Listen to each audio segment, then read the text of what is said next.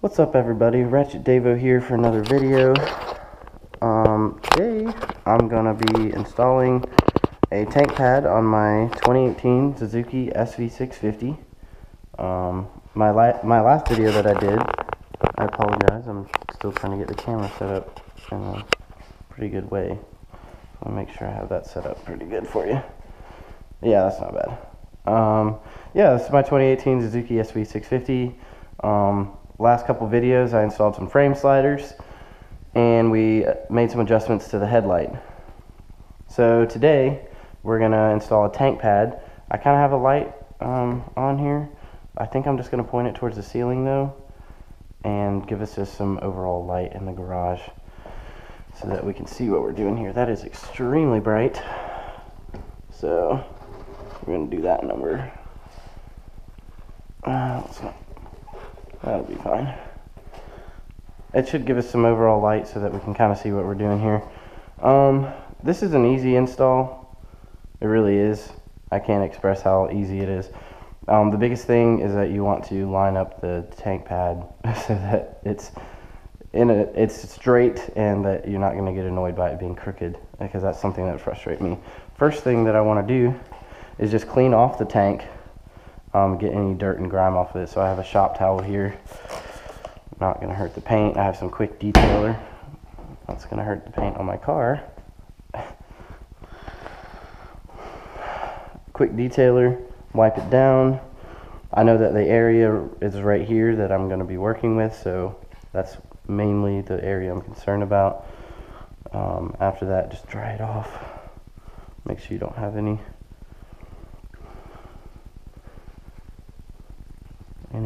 like liquid left on the tank so that it'll adhere very well. And I'm just going to get a really dry towel here and wipe everything off of it.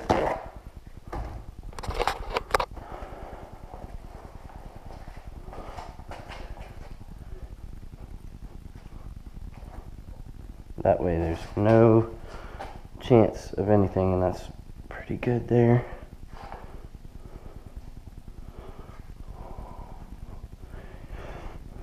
Alright, once it's clean, I'll just do a brief little mock-up so you can see kind of what I'm talking about.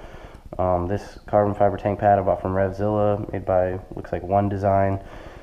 It's a nice little $30 tank pad. It's pretty thick, honestly. It looks pretty comfortable, it feels pretty comfortable. I'm going to kind of place it here. The next thing I want to do is, I honestly want to mount the bike and just make sure I know where I lean over on this bike. Because it's a sport touring bike, I find myself leaning on the tank a lot more.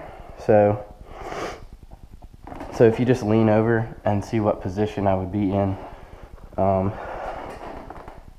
going to find that this contact point right here, so I'm going to want the top of the pad to kind of be right here, just like that. Sweet. So now that I have that kind of sorted on how far I want it up or down, little trick, I'm gonna grab some masking tape and a tape measure and a Sharpie, and there's a Sharpie somewhere over here. Also, sneak peek of a build I've been working on. I have a F3 CBR 600 been working on for the last few months, but that's for a later date. First step I'm gonna do, let's grab some masking tape, and I'm going to tape off up here. I'm going to grab a little bit more, one more strip here. This masking tape is absolutely terrible, but it should do the job. It just does whatever it wants, but I don't need that much, but just enough so I can mark the kind of middle point for this tank pad.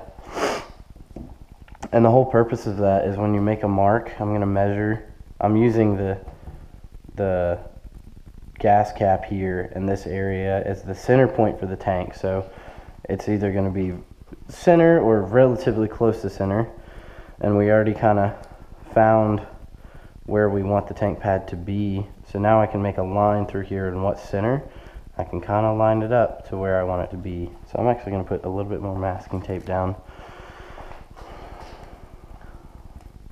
And that should get us relatively close to what I'm looking for.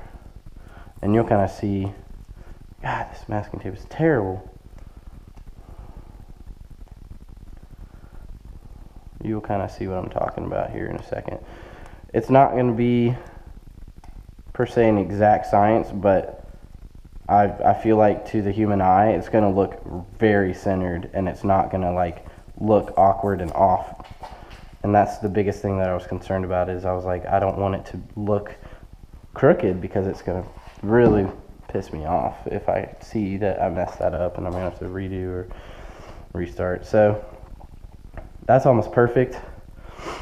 So I can kind of get my center point from that. And then I can line it up, and what I'll do is I'll just start from the bottom and work my way to the top. That way, as it sticks, it'll be in place, and then I can move the masking tape out of the way and finish the entire thing. Simple as that. One more little wipe down. We'll measure, mark, and be good to go. I need to find a Sharpie. I'll be right back. Alright, I'm back. Found a Sharpie. So that's good. I'm going to take my tape measure here. I'm just going to quickly measure the distance from the center of the tank. It literally looks like, from what I'm measuring from, it's literally 3 inches across, which is perfect. It's actually like a even number or odd number. Either way, it came out not 3 1/4, just 3 inches. So that's perfect. So that'll make it easy for me to mark. Step around to this side.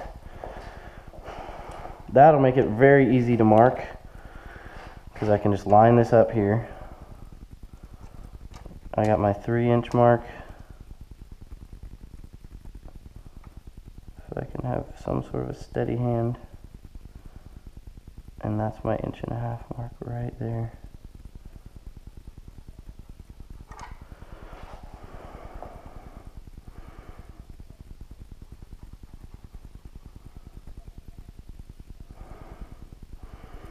Alright, and I'm going to remeasure that hole, measure whatever number of times and cut once rather than recut or whatever.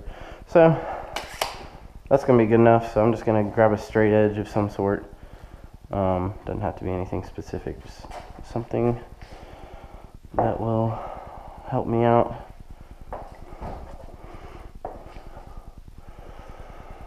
Oh, straight edge, straight edge, straight edge. I don't want to use anything that's going to scar up the tank, but I'll just use this Allen key here, to be honest, and that should be fine.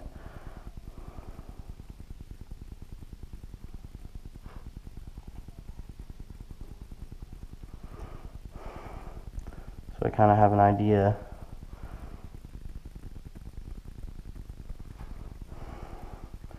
of where that's going to need to go. And now we can kind of take a peek at where I'm going to be placing this thing. That looks pretty good, actually.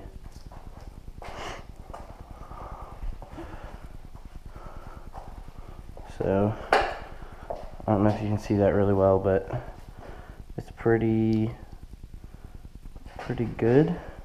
If I put that right up to the mark I made,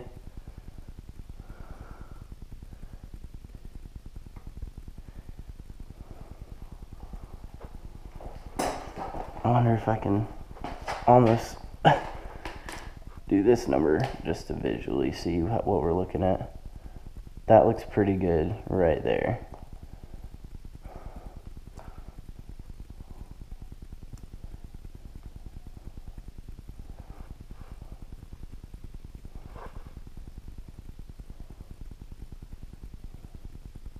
Yeah, I like that.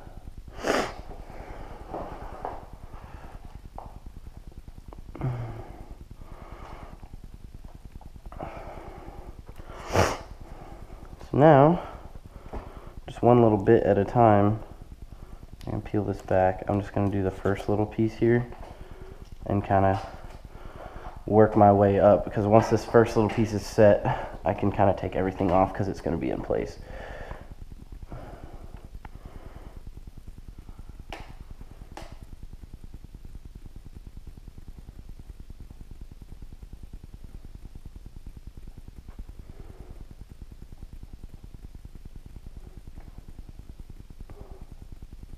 I'm good with that. I'm trying to use, you don't want to use all the bike as reference because maybe not everything's straight, but I'm going to go with that right there.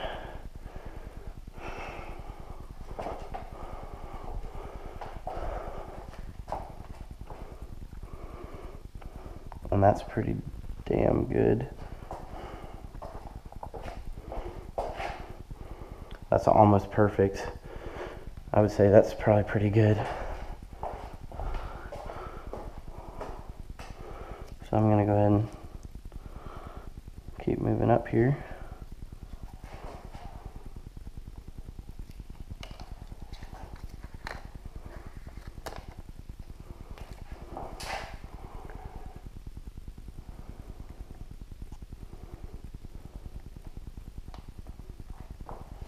Alright, and we're pretty much down to the last little bit. And I know that that's not going anywhere, so I'm going to go ahead and remove the masking tape so that I can install the thing completely. That should be good.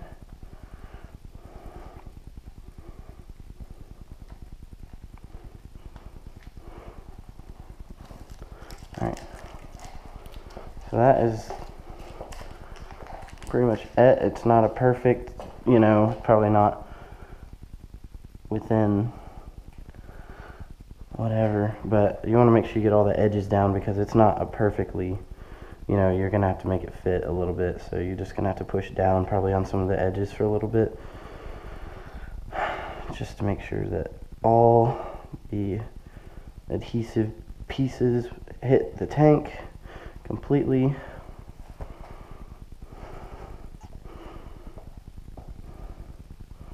So that's kind of what I'm doing now.